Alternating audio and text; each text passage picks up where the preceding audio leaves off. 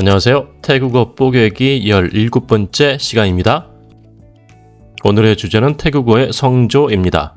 태국어는 성조 표시가 있는 유형 성조와 성조 표시가 없는 무형 성조로 나뉘죠.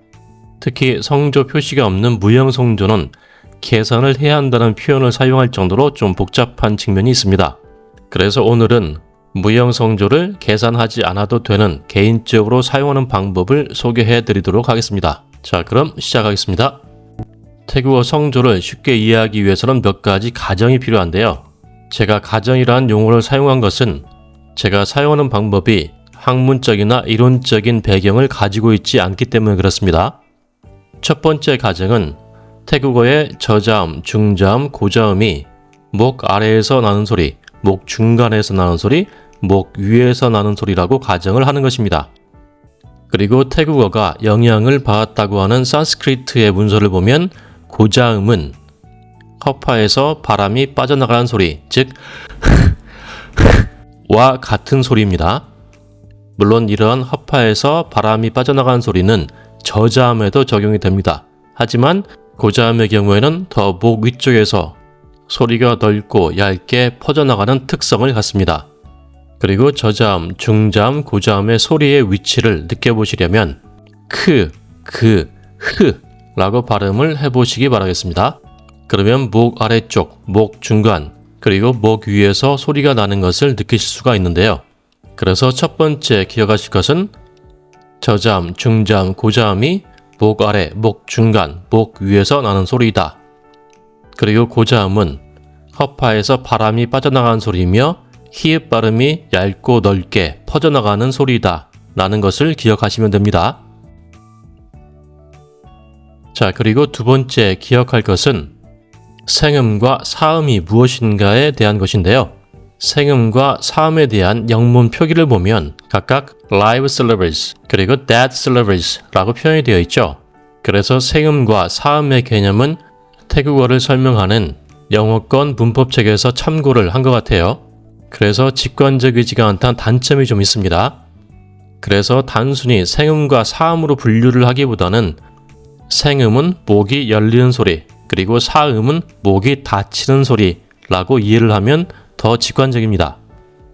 즉, 목이 열리는 소리는 공기가 통하기 때문에 숨을 쉴 수가 있죠. 즉, 그래서 살아있는 소리, 생음, 목이 닫히는 소리는 공기가 차단되기 때문에 숨을 쉴 수가 없죠. 그래서 사음이라는 개념을 사용하고 있습니다. 그리고 목이 열리는 소리는 니은, 니을, 미음, 이응이 받침으로 오는 소리죠. 즉, 응, 그리고 윽을 해보시면은 목이 열리고 닫히는 것을 알 수가 있죠. 그리고 장모음 아, 단모음 아를 해보시면은 똑같이 목이 열리고 닫힌다는 것을 알 수가 있습니다. 그래서 생음과 사음을 굳이 외울 필요가 전혀 없습니다. 그리고 사음이 받침으로 사용되는 경우에는 예를 들어서 윽이라는 단어를 장모음으로 길게 윽이라고 발음을 해보시면은 인위적으로 조정을 하지 않는 한 위쪽에서 아래쪽으로 자연스럽게 떨어지게 되죠.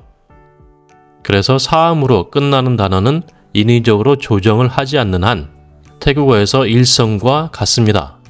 이것이 두 번째로 기억해야 할 내용입니다. 자, 그럼 본격적으로 고자음, 중자음, 저자음에 대한 무형 성조에 대해서 알아보도록 하겠습니다. 먼저 고자음인데요.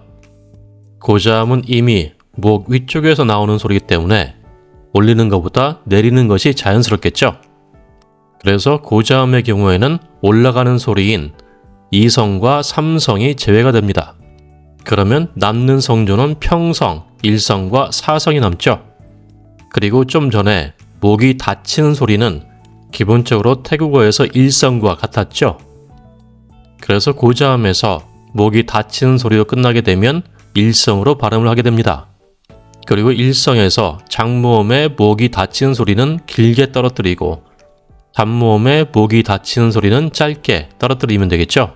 자, 예를 들어서 싸다는 단어의 톡은 장모음의 목이 닫히는 받침이 왔죠. 그래서 톡이라고 길게 떨어뜨리면 됩니다.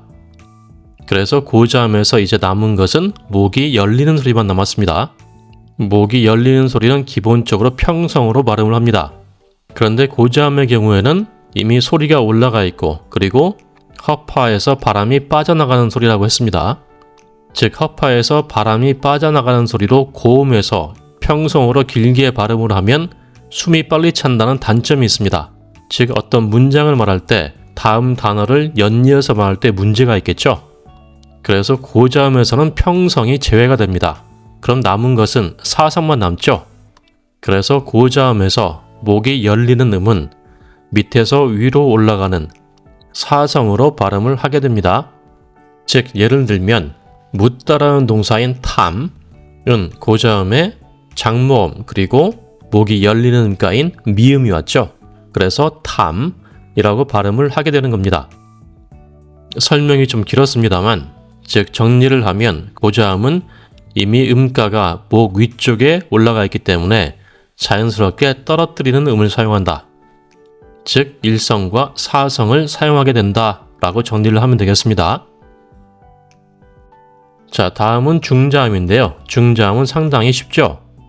목이 닫히는 음은 기본적으로 일성이 되기 때문에 목이 닫히는 음은 일성, 그리고 목이 열리는 음은 평성으로 발음을 하면 됩니다. 즉 중자음은 평성과 일성이 되겠죠. 다음은 저자음인데요. 목이 열리는 음가인 경우에는 문제가 없죠. 그래서 중자음과 마찬가지로 평성을 사용합니다. 그리고 저자음은 고자음과는 반대로 음가가 이미 밑으로 내려와 있기 때문에 더 밑으로 내리는 게 힘들겠죠. 그래서 고자음과는 반대로 내려가는 음인 일성과 사성이 제외가 됩니다.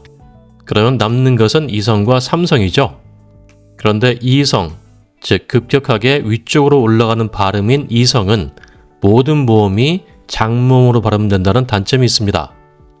그래서 저자음의 경우에는 장모음이면서 목이 닫히는 소리는 이성으로 발음을 하고 단모음이면서 목이 닫히는 소리는 삼성으로 발음을 하게 되는 것입니다. 예를 들면 질병이라는 의미를 갖고 있는 럭이라는 단어를 보면 저자음의 장모음 그리고 목이 닫히는 소리가 왔죠. 그래서 이성으로 발음을 하게 됩니다.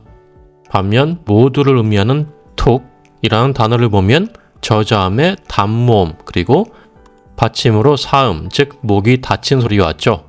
그래서 삼성으로 발음을 하게 됩니다. 즉 정리를 하면 저자음은 기본적으로 음가가 목 아래쪽에 내려와 있기 때문에 더 아래로 내려가는 일성과 사성을 제외한다.